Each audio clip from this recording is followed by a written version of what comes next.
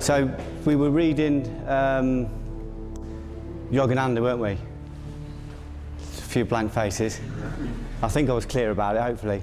Has anyone got anything on Yogananda? It's a great book. Great book, yeah. I love it. Hey? Very inward book. Very inward. Very inward, yeah. Everything I've done, everything out there, everything extremely physical, and it's been I've had an extremely physical life, has all brought me back in again. So it's all about the in game, it's all about here. Whether you're reading the Guru Granth Sahib, which takes me ages to pronounce that, or the Quran, or Yogananda, or the Bible, or the Divine Comedy, any of them, they're all about the internal jihad. Excuse me. If you look at the Gita, if you open the first page of the Gita, it's about that thick. If you open the first page, it's like Lord of the Rings. It's like two huge armies facing each other, and you've got Arjuna and Krishna going into war. And this whole kind of thousands and thousands of people facing each other is all about the internal jihad. None of it is about an external battle. So the whole book is unrelentingly about self-sovereignty. You know, people physically expand, people get bigger and fatter and heavier when they have internal issues. So if I look at people and they're overweight, which I've been myself, obviously, I know that that's an internal issue.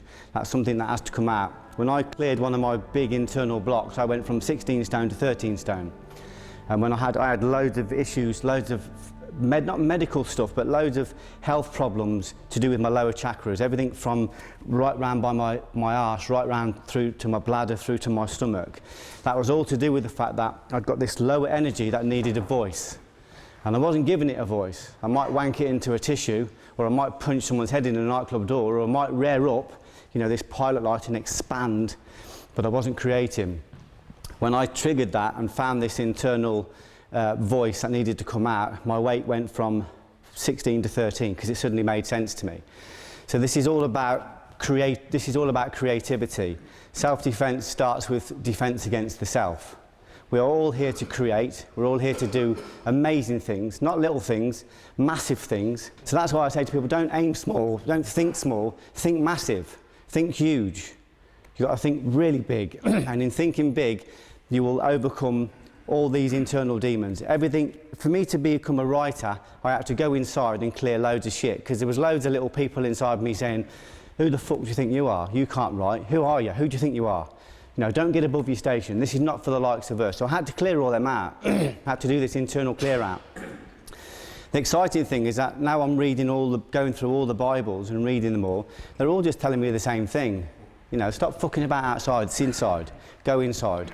Work inside. And if you don't know what's inside, I can tell you one trick to find out what's inside.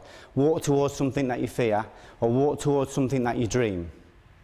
Walk towards a dream or a fear. Normally they're the same thing. Normally they're exactly the same thing. Walk towards it, and these parts of you that are scared will jump out and try and stop you. That's when you dissolve them. These are what we talked about last week about the shadows. So aiming high. Aiming really high. Now that doesn't mean that you're going to necessarily get that in 2 minutes. But it means if I aim for an Oscar, I have to overcome a lot of things to get there. If I aim to be on the world stage with martial arts, which is what I aimed for years ago, my intention was to become the most well-known martial artist in Britain, and ended up going onto the world stage and doing lots of great things. But because I aimed really high, it forced me onto the bleeding edge of my personal development. It forced me to overcome loads and loads of things within me that I didn't even know were there, only that they were blocking me. If I walked towards a dream, fear. If I walked towards a fear, massive fear. And then I started looking and thinking, when I walk towards my dream, it's all the same feeling. It's just got different hats on. So I started to look at them. I started to say to them, okay, what's the worst case scenario? What's the worst thing you can do to me? Going on the door, what's the worst thing? The worst thing is I could die. Actually, obviously, you've got to be prepared to do that.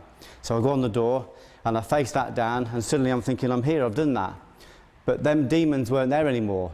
Them internal shadows weren't there, because they're saying, fuck this. I'm not working on a nightclub door. I ain't doing that. I made my body inhospitable for shadows. I made it inhospitable. I did that by getting my palate right, and that's by hanging around with people like Glenn Smith, who's a master of palate. You don't have to be around Glenn and it inspires you to get your palate right. I can't eat a cake in front of Glenn. I'm so ashamed. No, but it's good. If you are around people that are very tight with stuff like that, then it helps you to develop. So for me, it was about making my body inhospitable for any of these kind of negativities. Question. Yes.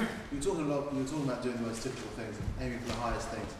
I tend to find that when you do that, you don't just meet one opponent, you don't just meet one shadow, you will meet 100. A million. At the same time. Yeah. And it feels sometimes that you're just like you're caught in a whirlwind of a hurricane of just shit coming at you. Yeah. So when you're in that position, and you just don't know where to turn, and how do you move from? Because it's like you just freeze. Yeah. You freeze. Well, yeah. How do you move forward when you've got so much? Because it doesn't just have one thing doesn't just break. It's usually everything breaks at the same time. Yeah. So how do you move forward from that? It's just dealing with what's immediately in front of you. If you sit down and sort it out, there'll be some things that need to be dealt with immediately. There may be some things that you can hit, like when I give up alcohol, it hit about 100 things in one go. So many things dropped out of my life when I got rid of alcohol. Changed my whole social system. Lots of things changed. So it's looking at it. You don't need to be overwhelmed.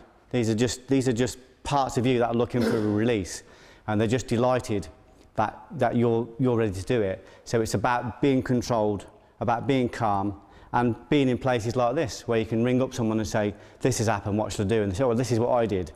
So at the moment now, you've got 30 people around you that can guide you with that. Because you've stepped up. Because you've stepped up and you've stepped forward, you've suddenly created this class.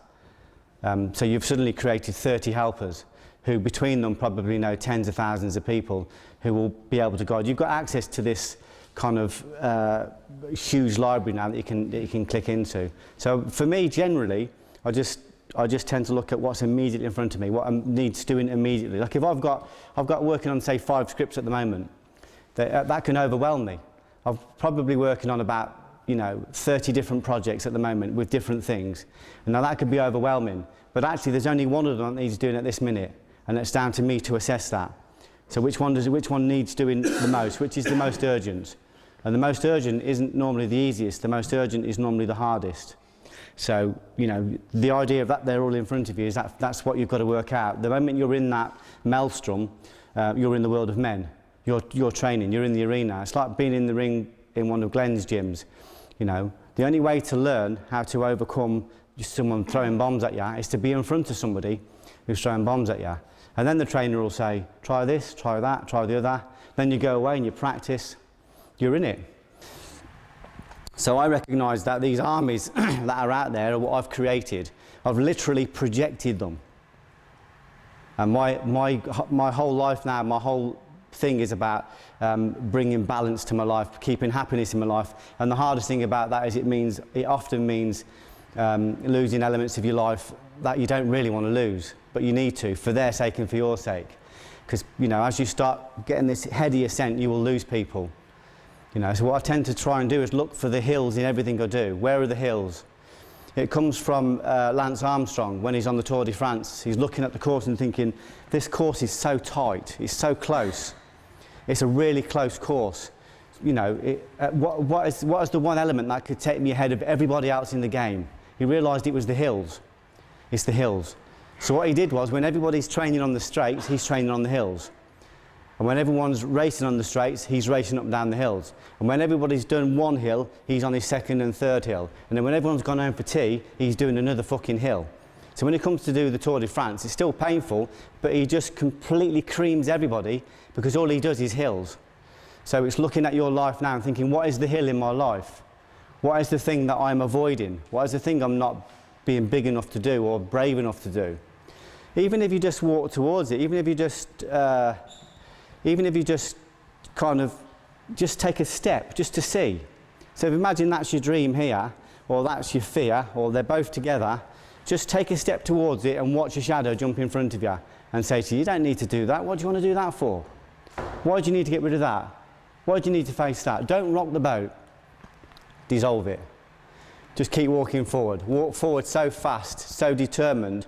have so much positive intent that the shadows won't even come out, because they will say, this man has got so much intent, there's no point in even trying to convince him. We have to have massive intent. And if that intent is to win an Oscar, you'll get it. If that intent is to be healthy, then that will happen. If that intent is to become a millionaire, that's what will happen. But the moment you set that intent, one of the million jobs will jump in front of you, because there's a million jobs to be done before we get to where we want to get. And that's what is going to complete us. So it's really important. I read something yesterday that I brought in for you that I really like, because one of the big things, as you know, which is very exciting, is the moment you start moving towards your dream and your goal, like with Steve. Steve's going to be a Hollywood director, writer, over here, who's doing the filming. It's a given. For me, it's already a given.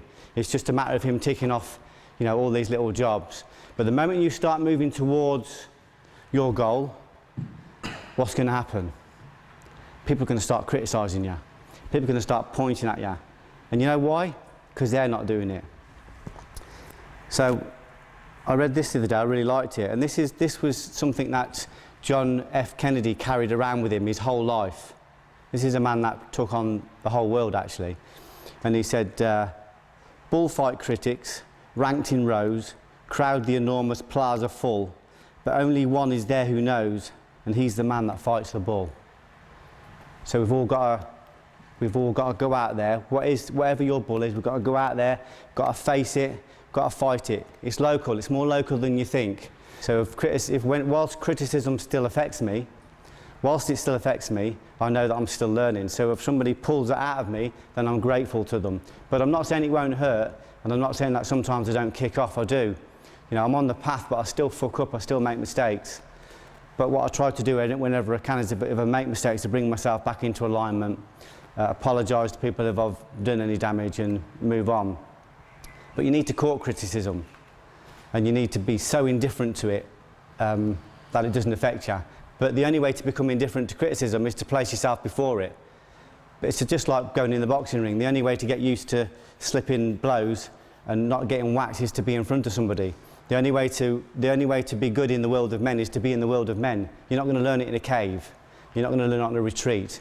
I go out there and I night travel. I do things that I know will create a negative opinion or a polarity of opinions. Like Romans 12:20, as I said, he's going to court that.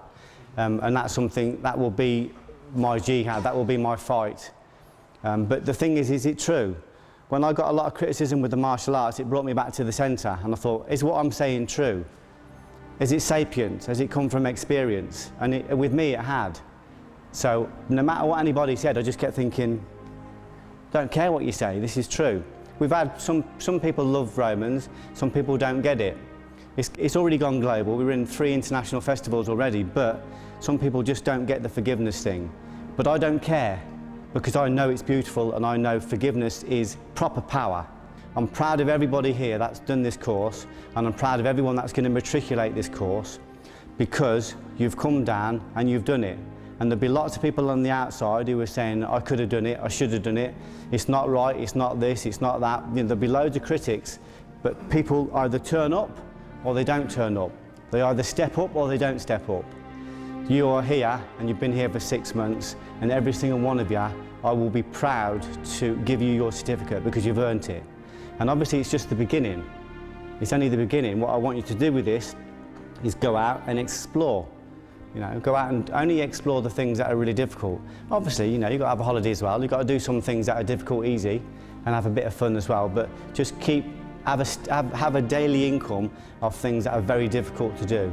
And if you set your sights very high, you'll have lots of tasks to overcome. So there's got a lot of influences here. So try and pick up on them and try and use them, and try and work with each other. Anyway, we're going to get started because I've rattled enough. Grab a partner, just do a little bit of bowling to warm up.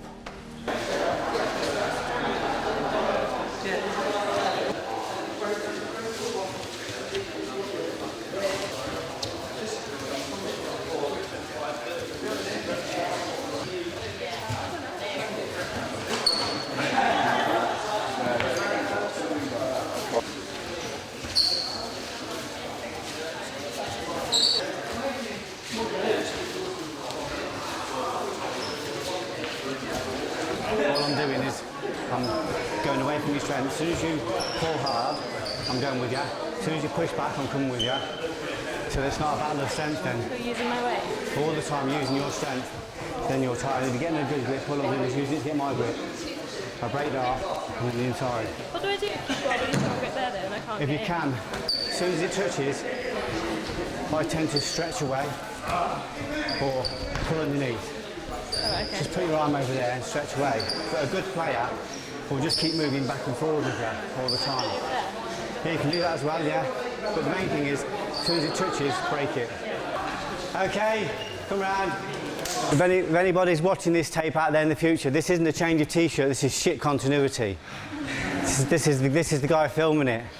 So we're advertising Alan today, and as you can see, it's very tight on my shoulders, very wide on my waist. Yeah, whoa!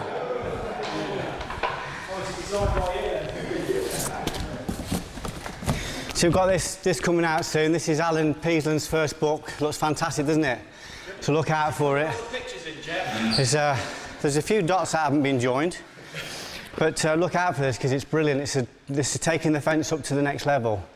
So again, if you know the big thing that people aren't doing in the world is the fence, and that's what protects me in any country in the world I go into. Is the fact that I understand the fence, understand this concept of distance, understand preemption. The important thing for me on a 6-month course is not to get you to be physical warriors. I can't do that in 6 months. What I want to do is get it so that all of you can hit hard, which you all can. All of you understand the fence, which you've all got. All of you understand that self-defense is not about a fight.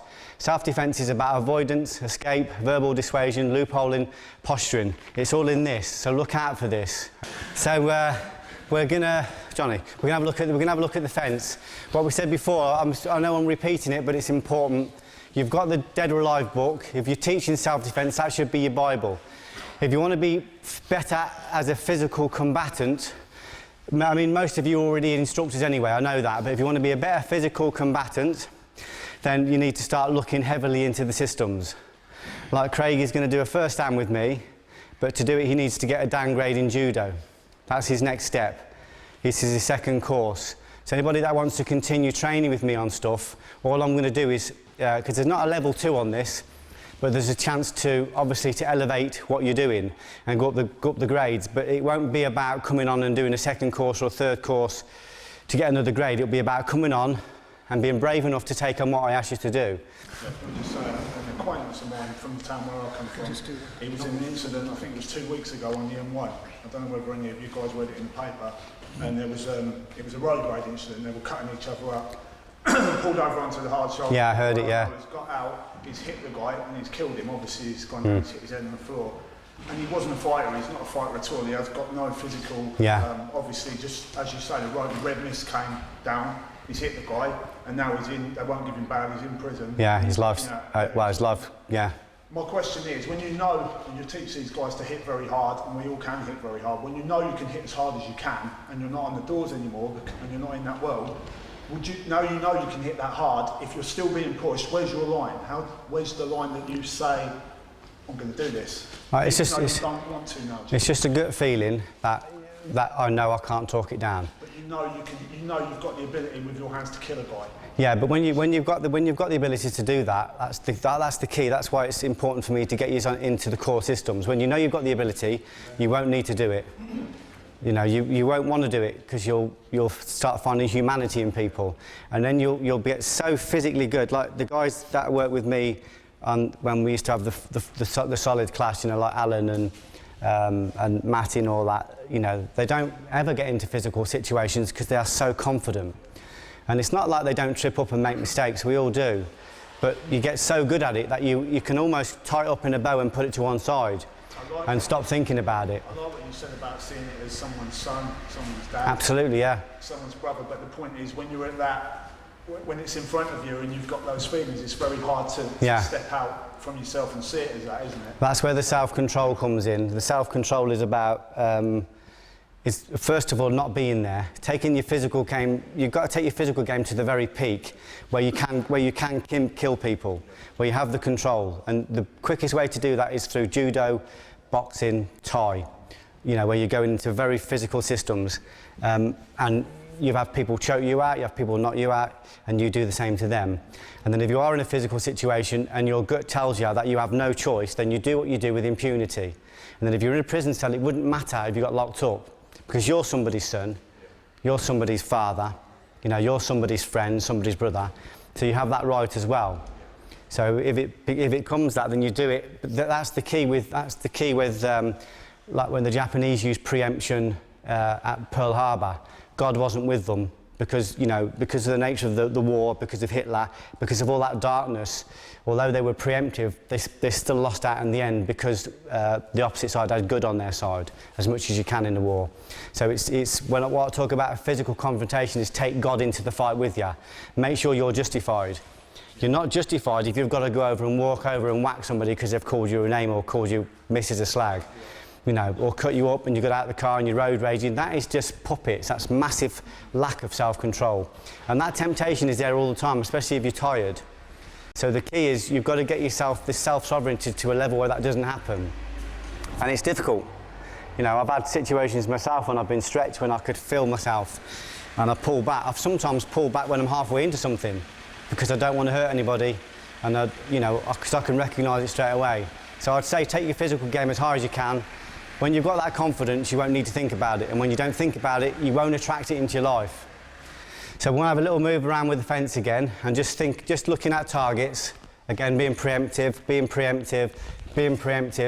asking a question, because a question engages the brain, and it also acts as an action trigger for me to strike.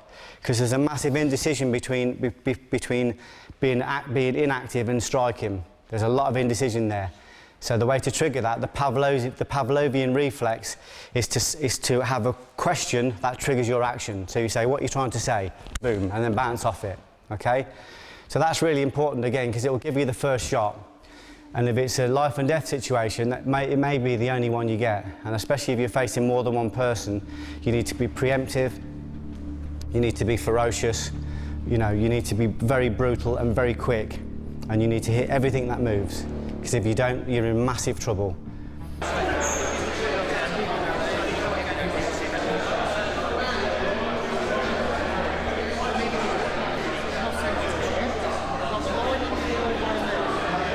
I want to bring Alan in now to do a bit more on the fence, to just take it to the next level, because you know, he's really fresh on it. He's just got this book out and this DVD, and it's the one thing I think that will save your life if you're in a foreign country. If you're anywhere, it'll save your life, but you've got to master it. It's so simple, people overlook it. But as you notice on the world martial arts scene, a lot of people are doing fence now, but people still aren't doing preemption. And I know I keep saying that, but you've got to get that right. You've got to get that in your head, that if it's physical, preemption is the only thing that's going to consistently work. This kind of thing only lasts for a few seconds. You know, we exaggerate it with training by making it last a lot longer. So we'll get Lewis being a bit aggressive and me controlling the space, and we'll stay back, and we'll exaggerate that time so that we can learn the technique. But in reality, it's going to be fairly short. You know, I'm not going to stand here taking any grief off him for any length of time. I've got to make a decision. Am I going to try and bottle him out? Am I going to have to knock him out? Or can I just get away? You know, I'm not going to stand here and just keep letting him come forward and me control space and him come forward, because that's just not realistic. But we do that in training to learn this technique. So if it feels a little bit static and it feels like you're there a bit too long, it's kind of okay for training, but you just need to be aware that it's not like that. So he's got a little bit of adrenaline, so I've got to either add to that and try and overflow it, and try and make him bottle out just by adding to his adrenaline to a point where he can't handle it anymore. Or I've got to switch it off and I've got to relax him and make him think the fight's already over, make him think he's already won. And it's just about creating little stories in his body by understanding what's going on in mine.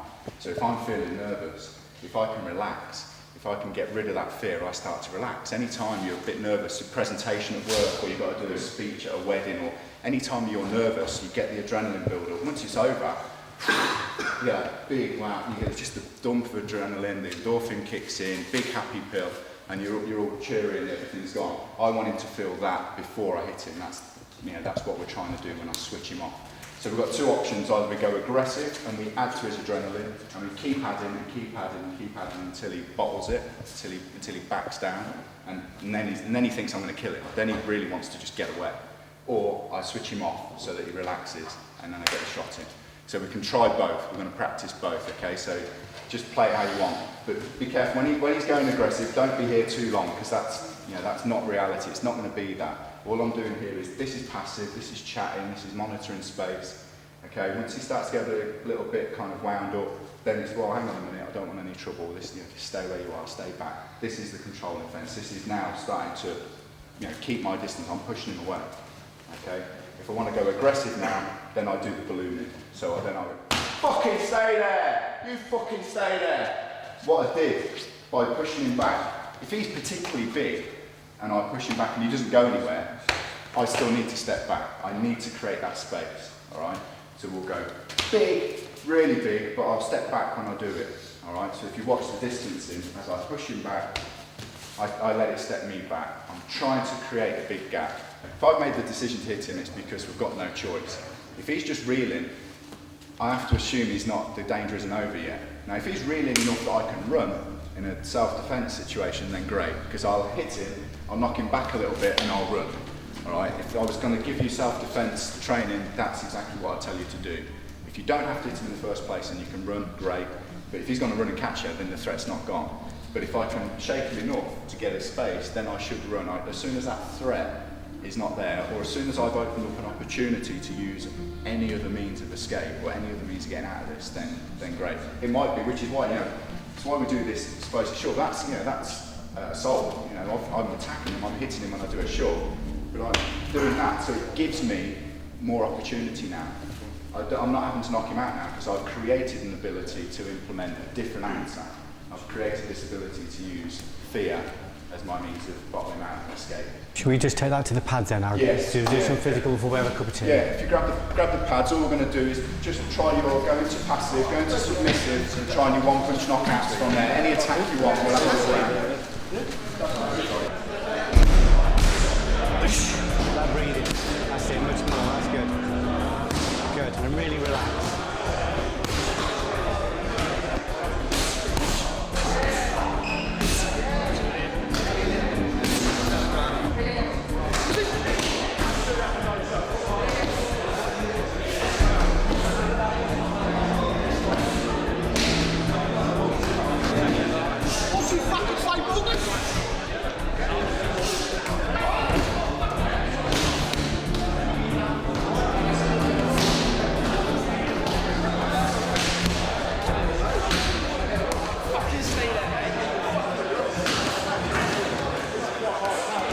Okay.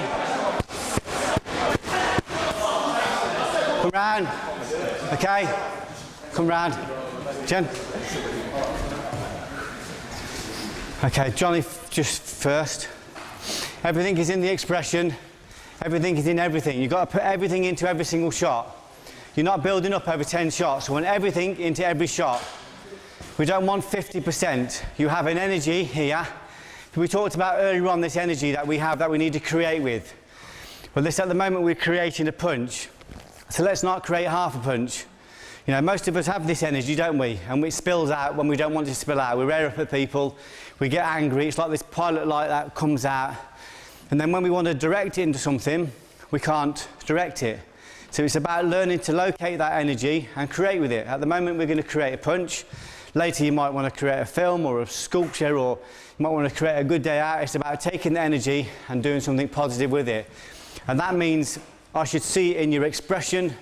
It's not cool to throw a punch and be expressionless. I want to see everything you've got, every single thing. So have just a right hook, John. Right, let the energy out. More. More. More. Come back to there, John. More. More. More. Right, everything now, not just the sound, I want the feeling.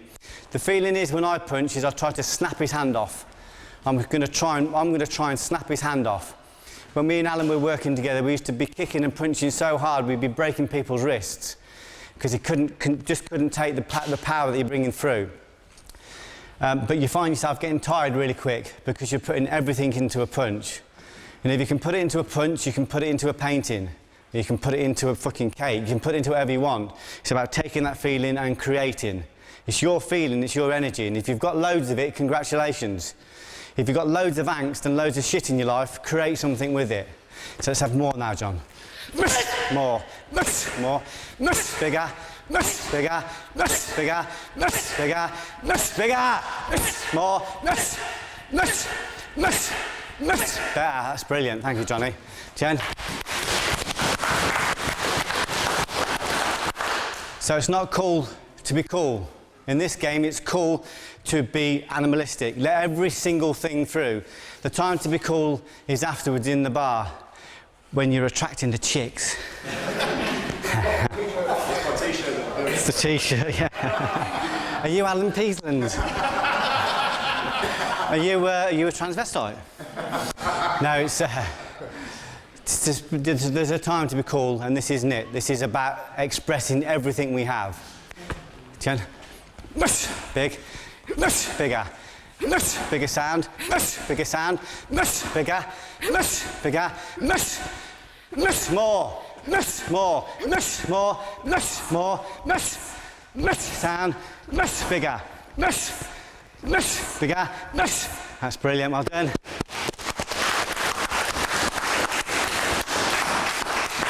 That has nothing to do with the fact that she's been training at Glenn's gym. Nothing to do with that. That's really good, Jan. Well done. So, what time is it? Tea time. Hey, the right answer. Let's have a cup of tea then. Whoever's first, can you please make me one? Thank you.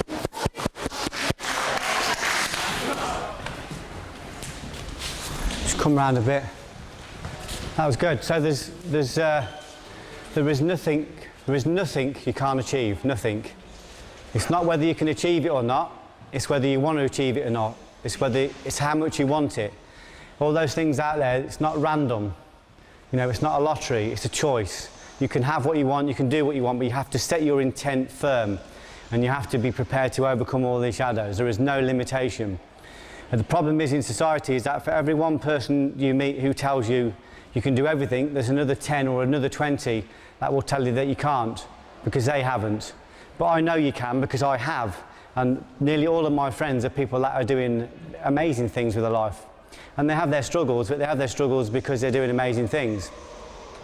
So, you know, there is, you know, listen, I've sat in Las Vegas having tea with Chuck Norris, talking about when he used to spar with Bruce Lee. I fucking know you can do anything. You know, I've sat opposite Johnny Depp with me BAFTA at the BAFTAs, having to turn my wife's chair around so she can't fucking see him. I'm aware, you know, I'm comparing watches in the toilet with LL Cool J, you know, queuing up for dinner with Jean-Luc Picard, you know, Patrick Stewart. I know you can do anything because I'm with these people and they're ordinary people. They're just ordinary people. You know, I'm having tea with Paddy Considine, this amazing actor and director now as well, and got a band. He's a guy that is in a sweet shop because he knows he can have anything. But you would imagine that this amazing, powerful actor was full of, you know, just full of confidence. He's the other way, he's full of fear. But he's doing something with that, he's creating something with that. He's taking all this massive energy and he's creating something beautiful. So it is never a matter of whether you can or can't, it's whether you want to or not. And whether you're prepared to deal with whatever shadows step in front of you. You know, these things are here to guide you, to help you. They're not there to push you away.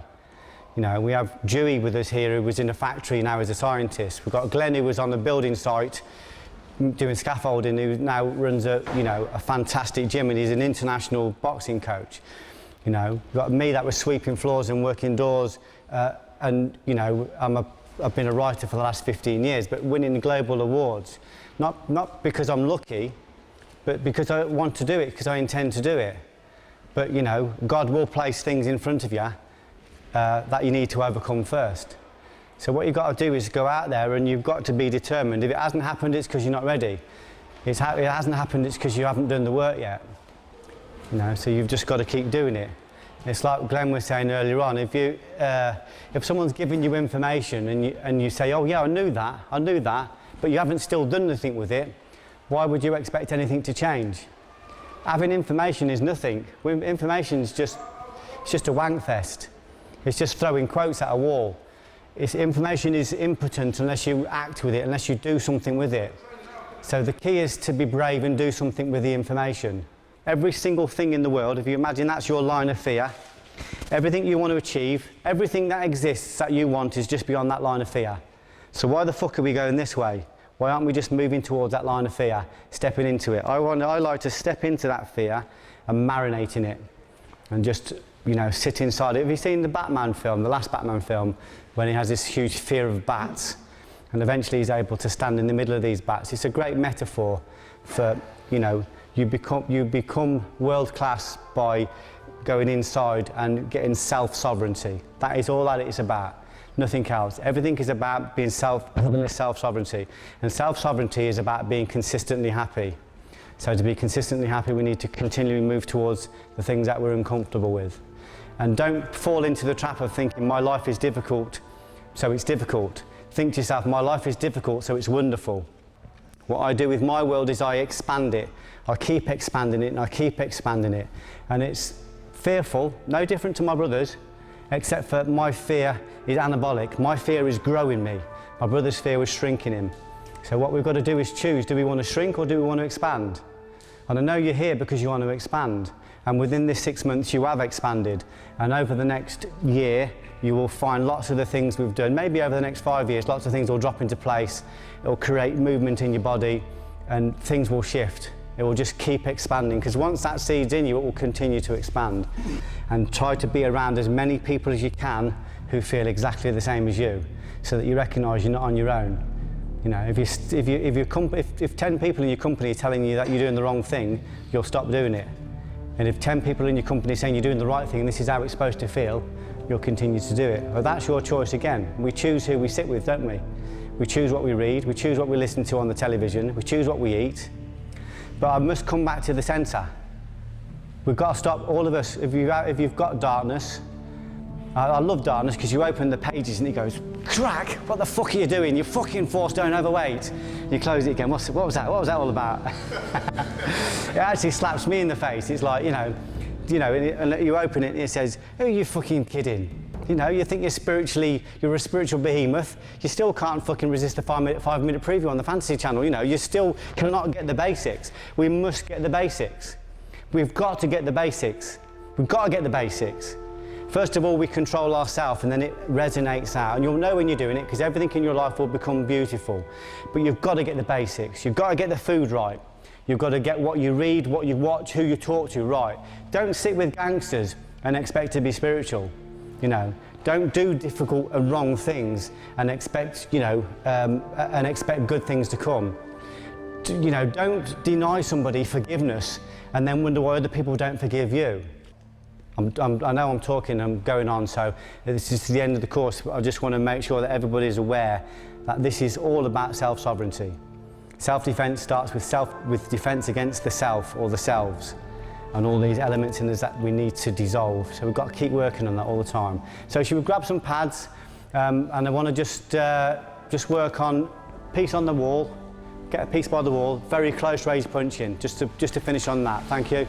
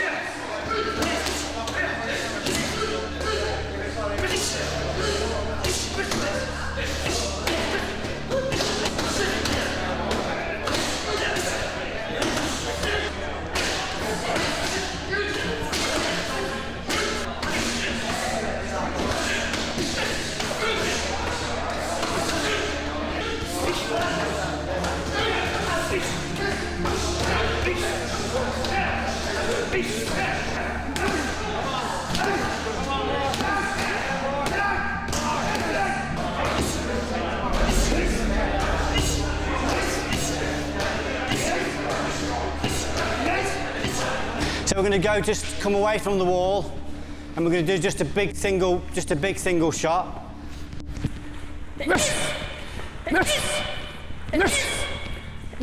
Bigger.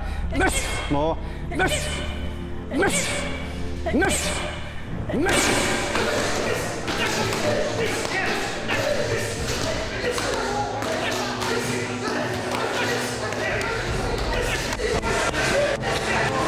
Good, That's better, Nick. Bring it forward. Time with him. Good.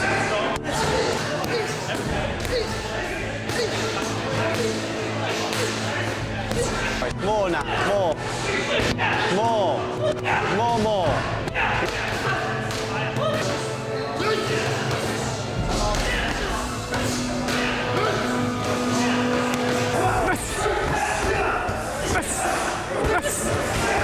Feel that one there?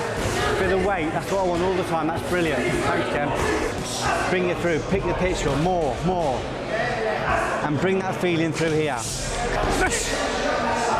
That's fantastic.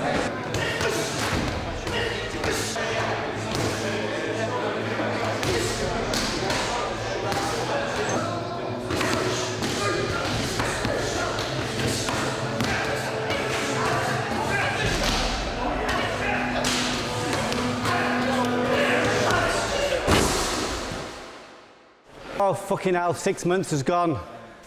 What the fuck are you going to do without me? I'll give these out now. I'm giving these out with pride because you've completed the 6 months. Everyone's come on massively. I expect that it's just going to be the start of something for you. You need to take the concept forward and move with it. But, you know, every single person here, I've just been assessing everybody over the last 6 months and watching you. And again, to me, this isn't about self-defense. This is about self-defense against the self. This is about expanding, about opening portals, about creating new realities for yourself. If it was just about physical self-defense, there wouldn't be enough in it for you, and there wouldn't be enough in it for me. So it's just about expanding into new realities. So hopefully you'll do that from this. I know there's some of you that are staying on for the next 6 months, who are coming next 6 months, so that's fine. And the ones that aren't, you know, if you need me, I'll keep in touch, email me. And if we can guide you, me, Tony, Matty, Tony, Alan, Glenn, we are available to you. If you haven't got Tony and Glenn's and Alan's contact details, get them off them. So don't be strangers, come back. If we can guide you and we can help you to move forward, then we'll do that. The big thing is just to continue to challenge, keep moving into areas where it's difficult for you. So I'll just read them out as they are here. Tony Cork. Tony. Well done, man. Thank you very much. What you know what you got to do now? Black belt. Yeah. Yeah, that's the next thing. Stuart Borley. That's all right. Dave Criddle. Where's Dave? Dave. Well done, Dave. Good one. That's it, yeah. Rob Duggan. Rob. I'm really proud of you, Rob. Well done. Well done. John Elders. John. Thank you. John. Jonathan Figgis. Well done. Proud of you. Mark Eldridge. Mark. I know you've really had a good look, haven't you? Very much. No, it's a pleasure. Andy Goodwin. Andy.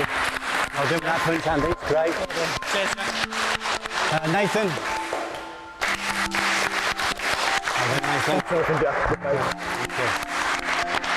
And Simon Haggart. Simon.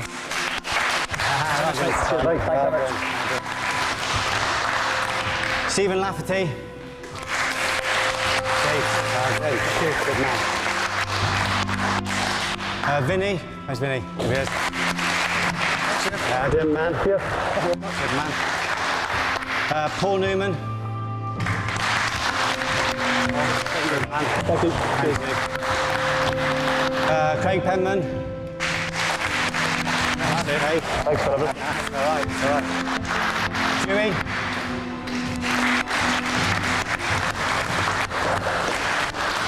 And especially to Dewey as well, because we almost didn't come on the course, and he's completed 6 months. He's a guy that takes on a lot. He's always spinning loads of plates. We had a conversation on the first one, didn't we? I'm just really proud of you. I'm really proud of you. 6 months. The thing is, you see, you can't stop time. if it's something difficult, time is going to go. It's going to pass anyway, so you might as well be spending the time doing something. So I'm really proud of you for finishing it, Bab. Well done.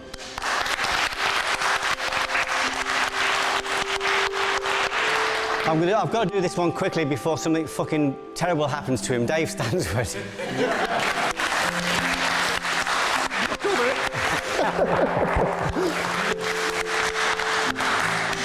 I think this is especially good as well. This is because this is for Dawn Rutherford, who's come on massively in this 6 months. Well done, Dawn. Well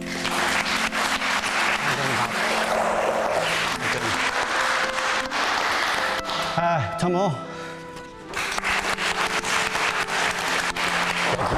Good man. This is for a girl that hurts my hand when she punches. This is for Emma. Well done, Bab. Well done. I shouldn't give this one because the guy's very fat. He's very fat. Mark Wood.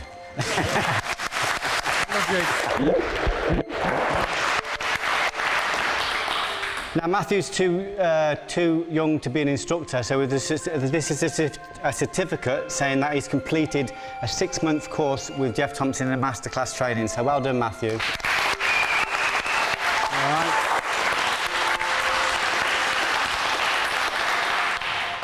This is for my baby, for Jenny.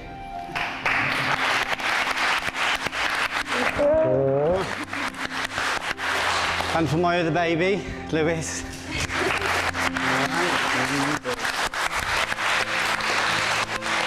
As we know, Richard is one of my instructors already. He's been with us from the very core group, so that's why there's certificates. And thank you to Alan for that 6 months. And also to Glenn for overseeing us. Thanks, Glenn. No, thanks, Bab. Thanks for Sharon. Pretty much supports my whole world, so I really appreciate everything. Thank you, Sharon. And Nick England's your third course, isn't it? Nick is one. What I love about Nick is he is a man with a lot of fear, and he always turns up, and he always does the right thing. So I'm really proud of you, Nick. Well done.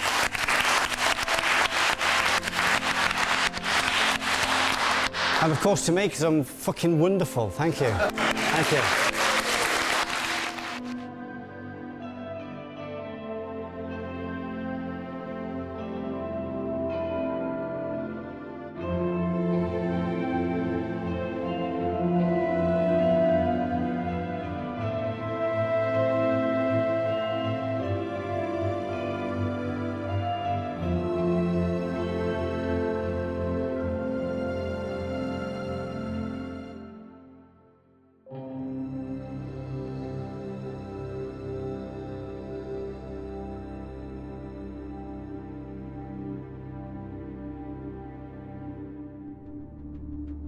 People around the experience that Jeff's had, he's had tough times, you've had tough times. Just being around the people and just sorting out that, putting it behind you and moving on. To me, that's what it was. That was what the big thing was about. I've been training since I was about 10 years old in different systems. Right. It just came to a point where I basically fancied something different. It has, yeah. I mean, it's the second time I've been on this. Right. So obviously, first time round qualified, went out and now started picking up other bits and pieces. So it's come along slowly. It's going really good. Yeah, it has to be difficult. You know, it has to be difficult. I mean, really, anything you put yourself into, if you're seeking to learn something, it should be challenging. You know, physically, mentally, whatever it may be, it needs to be challenging because otherwise you're not going to grow, you're not going to expand, you're just going to stay where you are. For months, I'd visualised being in the class. Yeah. I'd thought about it so much because it's something I really wanted to do. And then I'd finished reading one of Jeff's books, finished reading Watch My Back. Yeah. Then I'd just finished reading an article on one of the websites, and next minute an email comes in, and it was like saying about Geoff Thompson's Masterclass, and I was like, oh shit! So, and it was funny, the whole adrenaline thing sort of hit me. Right. Because it was something I really wanted to do. But now you've got to respond. Now it's there. And now it's something that I actually had the opportunity to do. It's for everybody. I would say, just don't restrict yourself and hold on to things. Just let things come and let things go. when you hold on to things, you restrict yourself. God can't work through you. If God's the word you want to use, just let it come and let it go. Basically, well, I think the course is for anyone, but also it's for people that are stuck in their own ways over a system of time. If they want to change of direction or maybe just a different point of view, then definitely come on the course. People are very friendly, people talk to you, you can bounce ideas. I feel more confident as well. Whenever I go out, I'm walking around like, yeah, I'm fine. I'm going to be alright. Yeah. Absolutely, yeah. Everybody should do it, even if they're not martial artists.